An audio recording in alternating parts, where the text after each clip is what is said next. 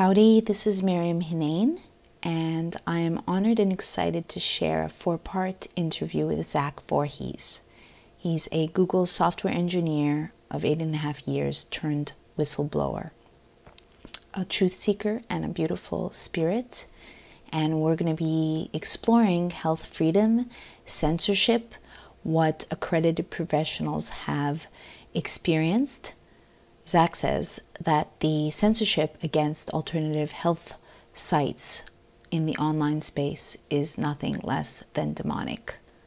I've been covering this for a while, and so just really thrilled to be able to get some confirmation on things I've covered as a journalist and experienced as an entrepreneur.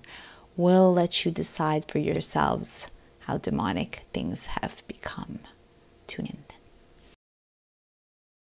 Hi everyone, this is Maryam Henein, investigative journalist, functional medicine consultant, best known for directing the film Vanishing of the Bees, and owner of Honey Colony, the online health and wellness magazine that is aimed at empowering you to be your own best health advocate. And I have been speaking for the last few weeks about what I dub technofascism within the context of health freedom. Our freedom of speech is being thwarted, information is being suppressed and censored, and I have such an honor to speak with Zach Vorhies, who is a senior software engineer who was with Google and YouTube for 8.5 years, and who is kind of like Google's version of Snowden.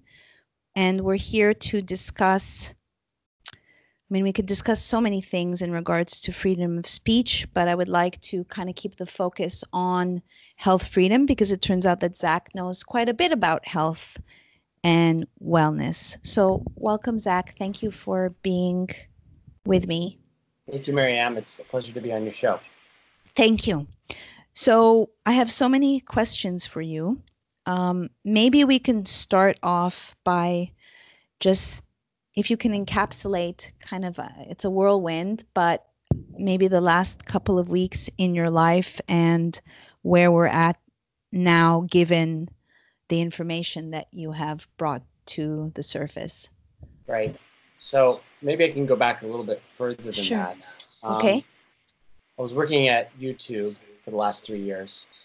And in 2016, after Donald Trump got elected, the company started to take a radical turn and change the way that the company was operating. Before Trump won, Google had this mission statement to organize the world's information and make it universally accessible and useful. And then after Trump won, they said, well, Donald Trump won because of fake news and Russia hacking the election. And so what we need to do is we need to protect our users from fake news, and we need to protect our users from, the damaging effects of, Russian trolls and bots. And so they started this process of filtering fake news. And I started asking myself, well, what exactly is fake news? And so I started to investigate using the network that was available to all full-time employees. And I found a PowerPoint presentation about fake news. And in that, they actually listed examples that included events that had actually happened. And Such as? So the example that was listed was Hillary Clinton caught smuggling weapons through Benghazi in order to arm ISIS terrorists. And that actually happened. And anyone that does enough investigation will see the stories that confirm that this in fact happened. And so I knew at the time that had happened. And so I started saying to myself, well, wait a minute, are they trying to filter fake news? Or are they trying to filter actual news by slandering it as fake news? So I started to just, browse the documents, which was my right as a software employee at Google, and started to realize that there was a secret program called Machine Learning Fairness that was going to be unleashed onto the public around the world, and that nobody knew that this was happening. Nobody knew about it, and that Google was engaging in a deception campaign in order to make sure that people did not know about it. The primary way that they were deceiving the public was by dangling out this fake program called Project Dragonfly. And Project Dragonfly was, as far as I know, completely fake. And in fact, after I disclosed machine learning fairness, about 30 days later, they canceled Project Dragonfly because, you know, the whole reason for that was to distract from machine learning fairness. And machine learning fairness, you know, once I found out that there was this term, I started to dig in, like dig.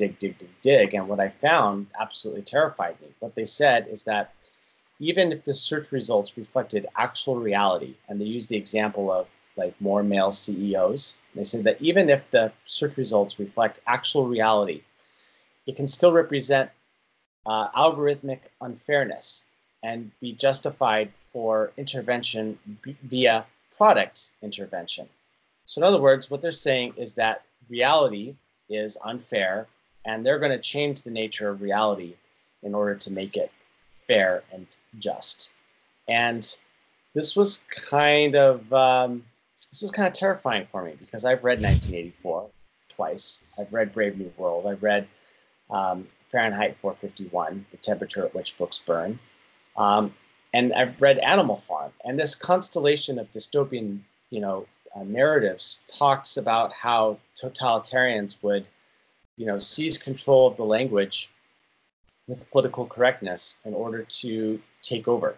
And that got me interested. And I started realizing that through other Marxist revolutions, the way it was achieved is that they first achieved political correctness. By controlling speech and by controlling the use of language and information, they were able to institute a cultural revolution that killed over 100 million people between Russia and China, and slaughtered 30% of the people in Cambodia with the Pol Pot. And so I saw that this was, in effect, a digital form of political correctness being enforced upon the data of the real world itself.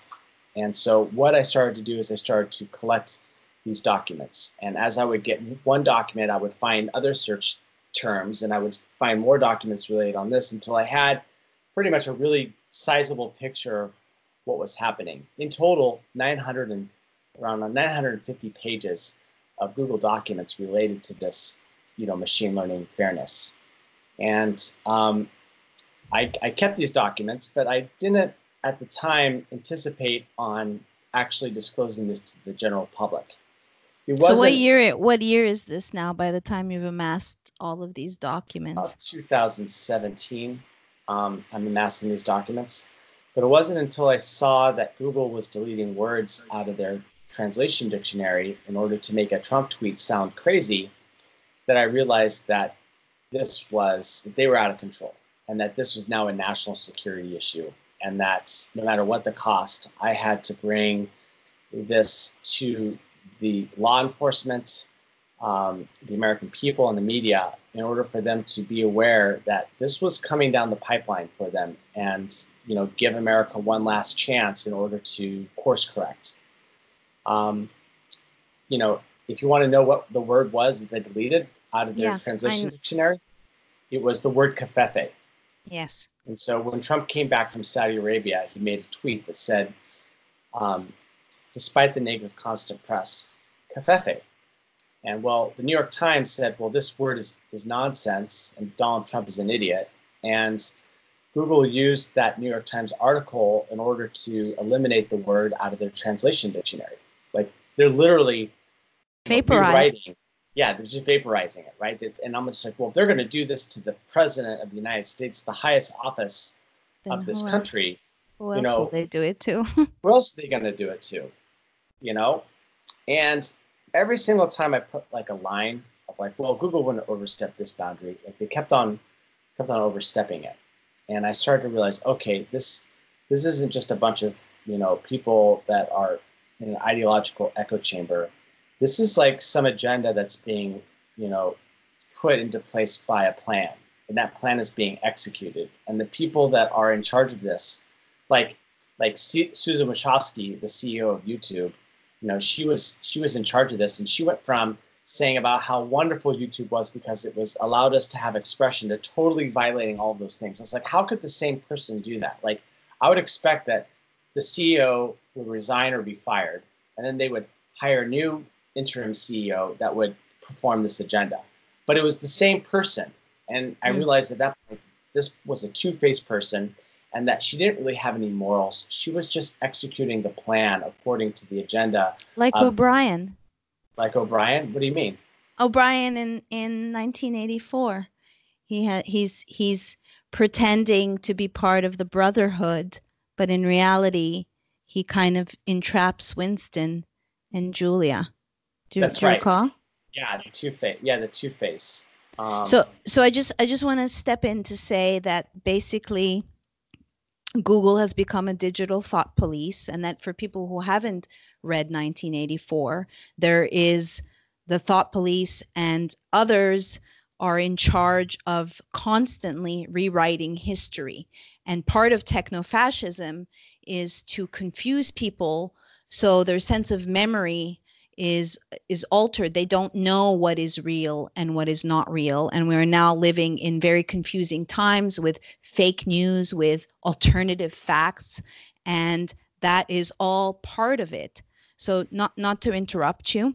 I mean, I want to add to that. Yeah. There was an article I was reading today saying, "Oh, these are the new Mandela effects that are coming Yes. up." And Yeah. I've got a background in psychology, and As I do. and I specifically remember, certain things in history.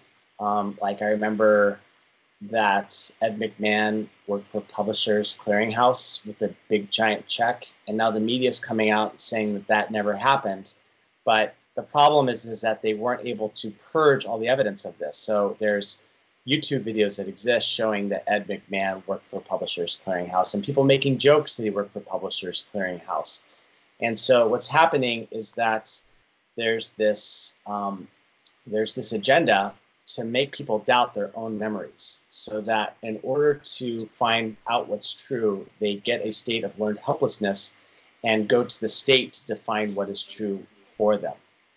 Or they are too afraid to speak out. They are too afraid to share the truth.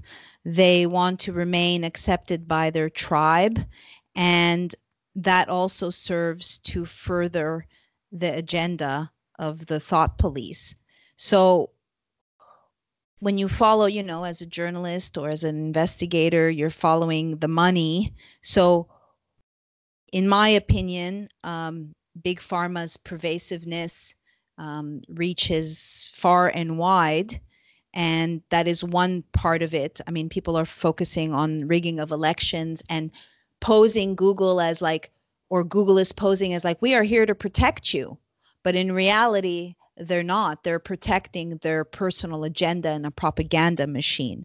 So can we touch upon a little bit about your opinion? What is Big Pharma's role in this, in your opinion and in your discoveries? Because from my research, there have been a host of very well-respected websites, health-oriented websites with professionals, real doctors like Dr. Mercola, who have been shadow banned, where the information is buried, where unless you add, selfhacked.com, you cannot find the information.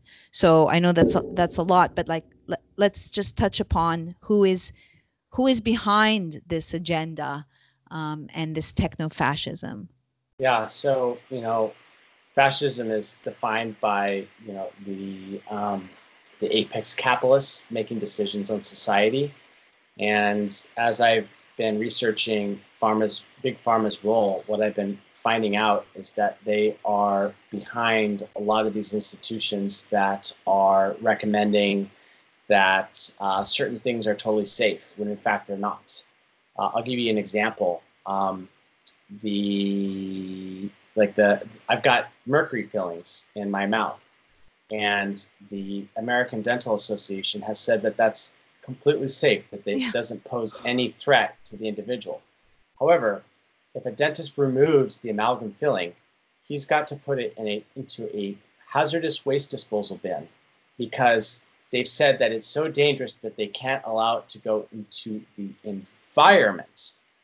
Recently, what we've had is a article coming out of some publication about the pediatrics with this large study that determined that there was this positive correlation between the amount of fluoride found in a mother's urine corresponding with a 4-point decrease in intelligence. Yes, IQ only points. IQ point, but only for her male child. For some reason, women are not affected by fluoride the same way that males are. And this is something that's been pointed out by numerous studies in the past. And the establishment media has slandered the people saying this, saying that it's a conspiracy theory. But now all of a sudden it's coming out. And it's like, yeah, actually, what those conspiracy theorists were saying all along, it turns out to be 100% accurate. And so the thing is that, well, why is all this happening? And what's happening is that, you know,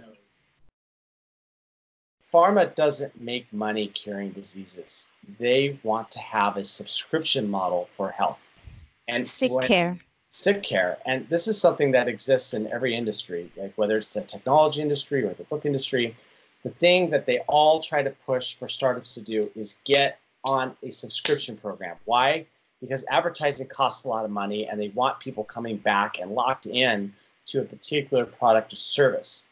And if you look at healthcare as a subscription model, what they're trying to do is they're trying to lock us in to a state of unhealthiness. And that when we go and get a treatment for one disease, it causes to others. And if you look at the subscription model of health and how they've been suppressing information about fluoride, how they've been suppressing the negative effects of vaccines, what you're going to find is that these companies are also behind the push for, allowing sugar and trying to say that sugar doesn't cause bad health or obesity. That's really the lack of exercise. And it's essentially, a repeat of tobacco in, the 50s and 60s. You've got a group of criminals that are suppressing information about the truth in order to get people addicted to the product and service.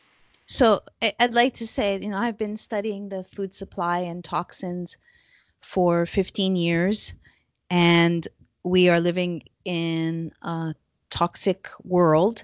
And these toxins absolutely rob us of IQ points. The food that we're eating that is processed, including big time sugar, in my opinion, well, it's been shown that it robs you of IQ points, these heavy metals, but it's also dumbing down people, which is part of the agenda, so that there's no critical thinking. Just interestingly, when you look at sugar and you look at the company or the family, the Mott family, they also ironically have a children's hospital. So on one hand, they're selling sugar to kids and getting them obese and diabetes, and then they're treating them. And so my message often is that we, after making Vanishing of the Bees a decade or so more later, that we're the ones who are the bees slowly being poisoned, and they're making money on us along the way. And at what point do we have the courage? Right. And the thing is that Vanishing of the Bees is a perfect example of big business coming in and muddying the waters and preventing people from understanding what's happening. Like why were the bees disappearing? Well, according to the mainstream narrative, they didn't know why. Was it mites? Was it fungus? Was it like some virus from Israel that was wiping out these bees? And it's just like we don't know. And then the truth gets revealed. That these farmers were spraying pesticides that, unlike most pesticides, which were temporary and biodegradable, systemic rather than organic phosphates. These were systemic pollutants that were these insecticides that were being put into the soil and growing into the matrix of the plant. And then when the bees came onto the plant, well, the pesticides killed the bees. right, and caused the colony to collapse. Well, And they kill them slowly. That's the key. That it's very insidious because you can't say, "Oh, that's what killed the bees," because they bring it back to the hive and then it affects the future generations. And right, so right now there are so many variables that it's difficult to say, "Yeah, that's what's caused your diabetes or that's what's caused your lupus," because it's become a perfect storm. And yeah, they try one, they have science writers that are really working for big pharma, whether it's Monsanto or Bayer, writing articles that are so convincing as disinformation, and then trying, like you said, to blame it on mites or whatever when bees are millions of years old and it's the immune system that's being whittled down. Just like with us, you know, we're being pumped with vaccines, we're being injected, we're being told to take all of these pills, and we're hiding information that says that we are an amazing human species and that we can heal with the proper nutrients and with diet and nutrition and clean food I mean, without it's pills. really simple, right? Like, you know, you want to get healthy, you know, eat food that doesn't, you know, doesn't contain poison. Like I was reading this article today saying it's not actually the gluten that is inflammatory, it's So the glyphosate. bioaccumulation of the glyphosate within Yeah, the gluten that is the yeah. thing that's causing all of this inflammation. And I thought that was, I mean, once you see it, it's like, well, duh, right? And you know, it's just like, why are the bees dying? Well, they die when you put them in these fields that were sprayed with pesticides. And it turned out that the French knew this a decade ago, but you know, because of the totalitarianism of the media being controlled by like 90% of it's controlled by 6 companies and corporations. Well, they're able to put out this disinfo campaign and inject noise into the information space, and that noise buries the signal.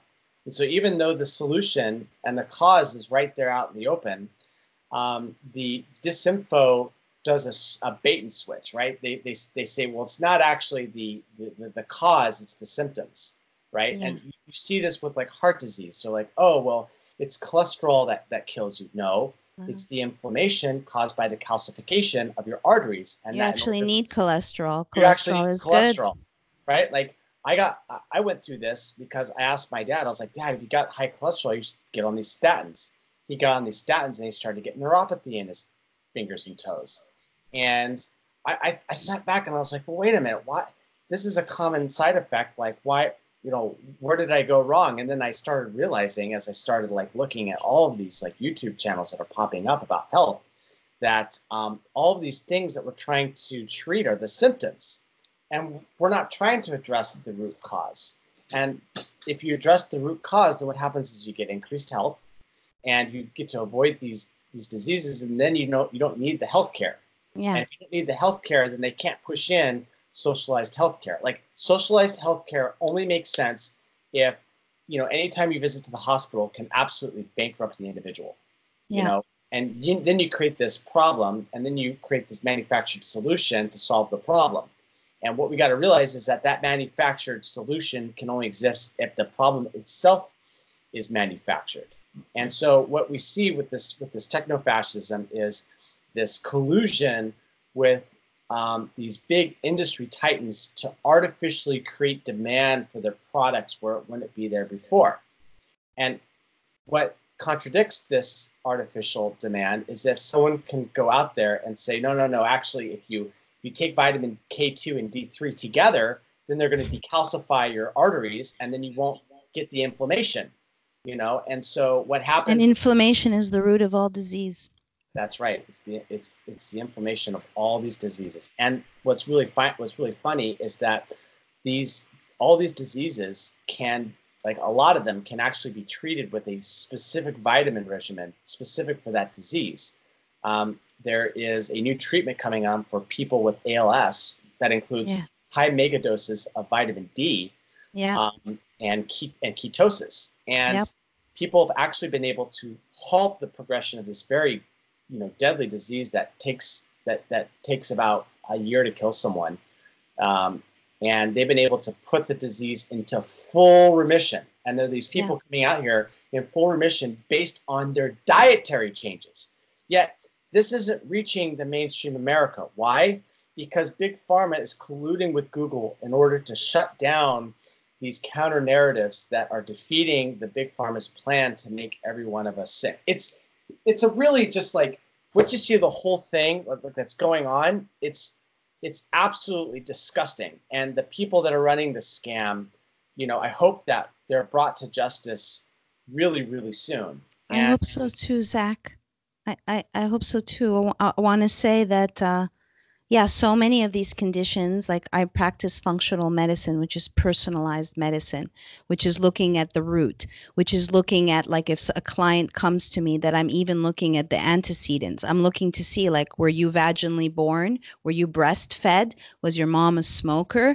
And really looking at the full picture. And how many clients come to me where they're now on the treadmill and we have to reverse the damage that Western medicine has. And they're so indoctrinated to believe that the person with the lab coat has the answers, that they've given up on their own internal ability to heal. And as someone who was told after being sprayed by pesticides, you have lupus, your body is attacking itself. Like, what a damaging thought. Like, if I can't trust my own self, who the hell can I trust? And then being told, here are these pills, and thankfully having the wisdom to be like, I'm not taking your prednisone, I'm not taking your Cymbalta, I'm going to figure this out and I'm going to detox.